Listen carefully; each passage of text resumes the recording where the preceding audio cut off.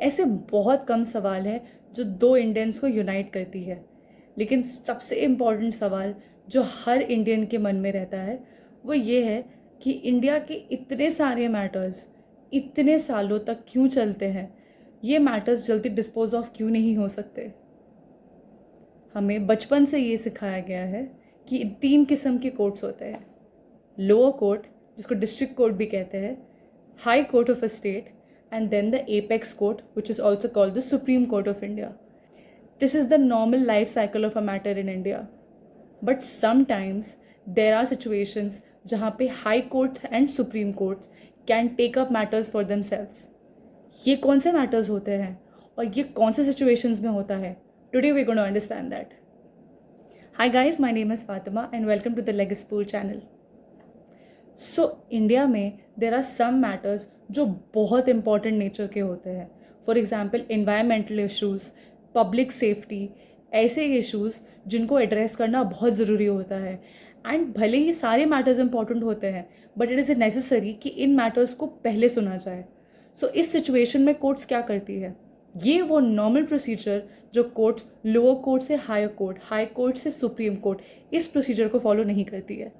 इस सिचुएशन में supreme court अपनी एक बहुत स्पेशल पावर का इस्तेमाल करती है जिसको कहते हैं suo motu cognizance. Suo motu cognizance क्यों इम्पॉर्टेंट है ये हम पहले समझते हैं।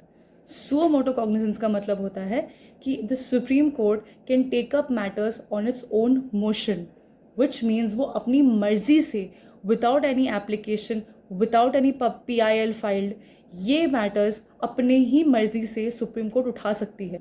सुओ मोटो एक लैटिन टर्म है। लैटिन टर्म्स वकालत में बहुत इस्तेमाल होते हैं and they become so common that they are literally the language of the court. Public safety, environmental issues, contempt of court, these are the kind of issues जिनको solve करना initially बहुत ज़रूरी होता है। एंड इन एन इवेंट अगर ये जल्दी solve नहीं हुए तो पब्लिक एट लार्ज को प्रॉब्लम हो सकती है। This again also includes human rights, human fundamental rights. So in particular matters पे अगर कोई भी इनजस्टिस हो रहा है तो the supreme court make sure कि इन मैटर्स को पहले सुना जाए।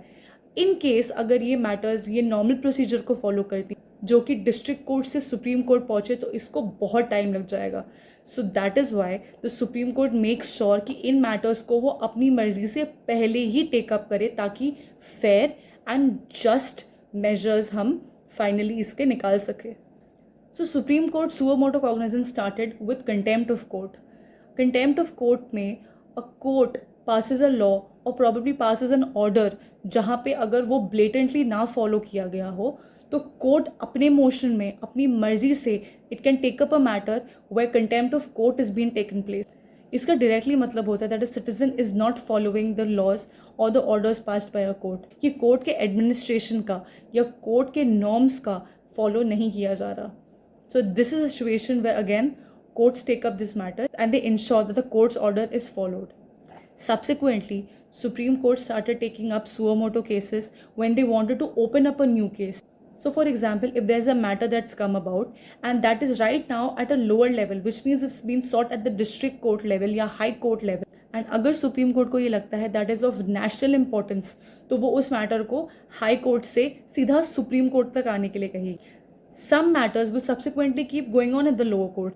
The Supreme Court, however, ensures that they can come down to a decision which has been passed fairly and as soon as possible to avoid any kind of further damage. So, for example, if somebody is being mistreated, a particular sector of humans are being mistreated, and the court observes that a particular government agency or authority is not performing their job well at that particular stage, again, that matter is taken up suo moto by the Supreme Court. The Supreme Court can also take up suo moto cognizance of a case that has already been closed.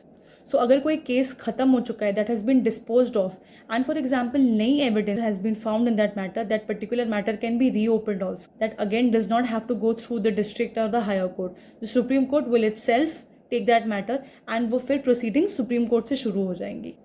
So सबसे ज़्यादा suo moto cases were taken in the year 2020. 2020 was the COVID year. वहाँ पे सबसे ज़्यादा safety norms को flout किया जा रहा था. So the supreme court in this situation used it's suo motu cognizance and took up the matters relating to COVID safety norms. So it was important at that time that the Supreme Court lays down particular rules and restrictions so that COVID ज़्यादा ना फैले.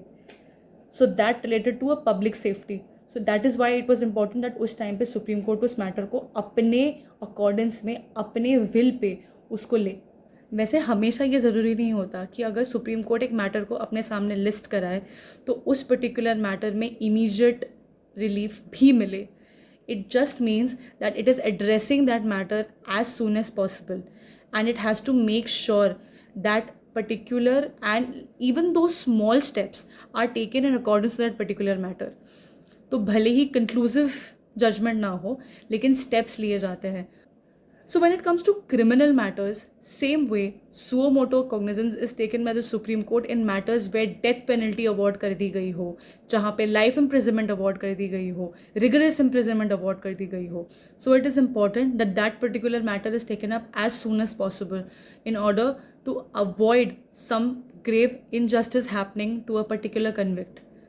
So when the Supreme Court chooses to hear a particular matter, that always means that that has more importance.